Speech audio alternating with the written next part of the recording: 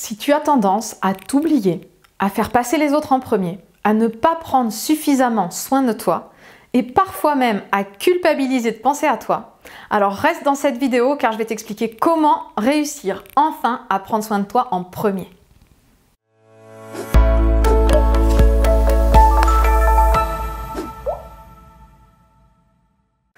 Bonjour et bienvenue dans cette vidéo, je m'appelle Aude Froger, je suis experte de la reconnexion à soi. C'est-à-dire que je t'accompagne à faire en sorte que tes actions quotidiennes soient alignées avec tes priorités de vie et tes valeurs. Pour t'aider justement à te créer une vie joyeuse et pleine de sens dès maintenant. Et d'ailleurs, si tu ne l'as pas encore fait, je t'invite à télécharger ma mini-formation audio offerte, les 4 clés pour retrouver joie, légèreté et confiance au quotidien.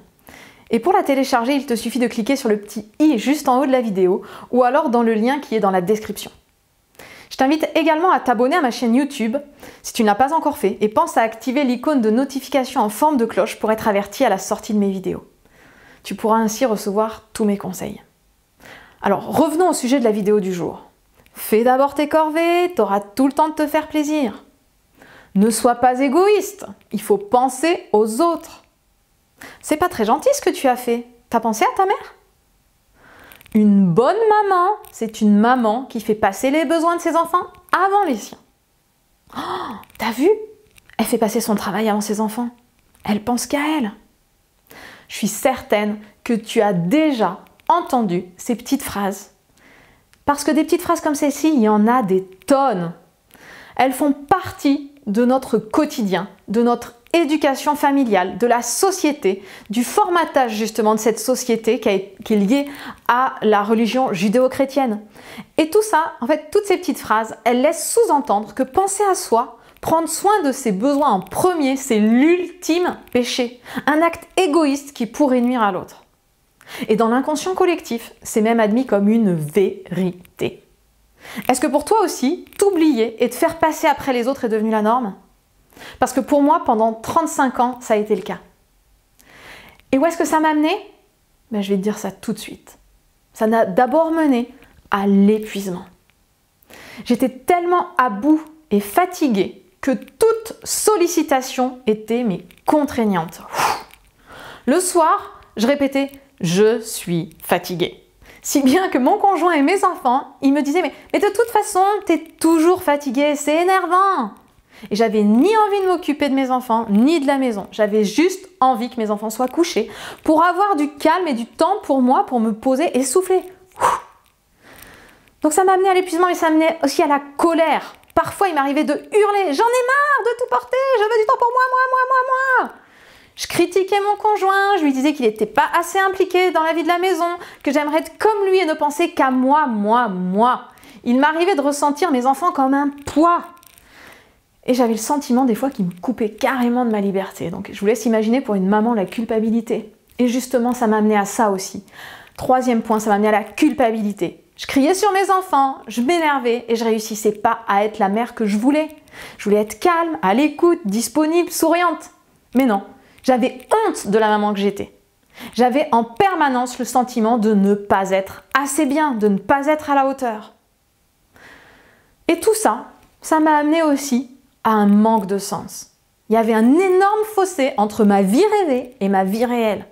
Pour offrir à mes enfants une vie confortable où il manquerait de rien, j'avais accepté un travail à 1 heure de route de chez moi. J'étais tout le temps en train de courir, je rentrais fatiguée, stressée, irritable et je passais totalement à côté des choses essentielles pour moi. Mes enfants, mon cheval, mon couple. Mais j'avais le sentiment de ne pas pouvoir faire autrement. J'avais l'impression de subir ma vie plutôt que d'en être actrice. Je me sentais emprisonnée dans une vie qui ne me convenait pas. Et tout ça à cause de quoi ? Tout ça à cause d'un mythe qui va à l'encontre de ce qui est nécessaire et indispensable. En effet, prendre soin de soi en premier, c'est l'inverse d'être égoïste. C'est un acte d'amour et de bienveillance pour soi et pour les autres. Pourquoi je te dis ça ?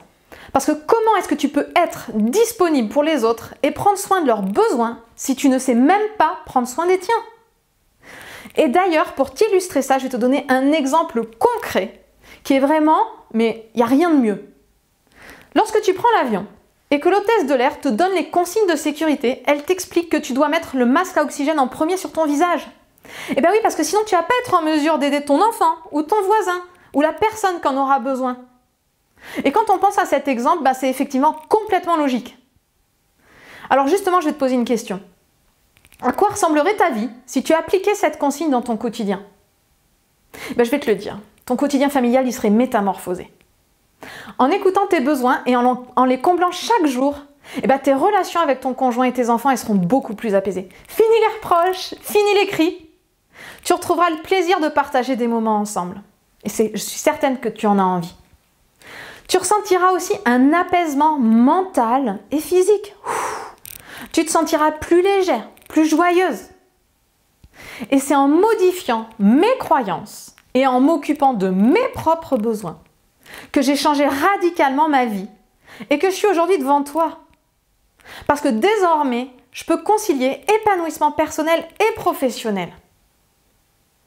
Depuis 2018, j'ai accompagné plusieurs dizaines de femmes et d'hommes à retrouver justement cette vitalité, cette confiance pour se créer une vie joyeuse et pleine de sens dès maintenant. Et d'ailleurs, si toi aussi tu veux rallumer cette étincelle dans tes yeux, contacte-moi au travers du questionnaire en cliquant sur le petit i pour obtenir un entretien découverte afin de voir comment je peux t'accompagner. Parce que je suis certaine que ce dont tu as envie, c'est justement de retrouver des couleurs, de la légèreté, de la joie dans ton quotidien. Alors j'espère que ces conseils vont t'aider, que tu as compris que prendre soin de toi en premier, c'est primordial et ce n'est pas du tout égoïste, c'est un acte d'amour et de bienveillance. Je te souhaite une très belle journée et je te dis à bientôt pour une prochaine vidéo.